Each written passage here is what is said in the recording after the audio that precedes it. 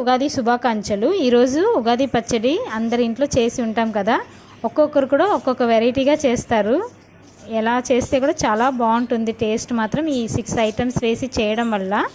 కొత్త చింతపండు, ఉప్పు, మిరియాలు, కొత్త బెల్లం, మామిడి పిండి, వేప పువ్వు వేసి ఉగాది పచ్చడి చేస్తాం కదా, చాలా బాగుంటుంది। దాంట్లో ఈ 3 ఐటమ్స్ కలిపేసి చేస్తే ఇంకా చాలా బాగుంటుందండి ఉగాది పచ్చడి। మీరు కూడా ఒకసారి ట్రై చేసి చూడండి। కొత్త చింతపండు వాటర్లో కలిపేసి ఉప్పు కొంచెం వేసేసి మిరియాలు పొడి చేసి వేసుకోవాలి। కొత్త బెల్లం స్మాల్ పీసెస్గా కట్ చేసుకొని వేసుకోవాలి। మామిడికాయ స్మాల్ పీసెస్గా కట్ చేసుకొని వేసుకోవాలి। తర్వాత వేప పువ్వు ఉంది కదా, అది వేసుకోవాలి। దాంట్లో ఒక బనానా స్మాల్ పీసెస్గా కట్ చేసుకొని వేసుకొని, ఒక స్పూన్ ఏపిన శనగపప్పు వేసుకోవాలి।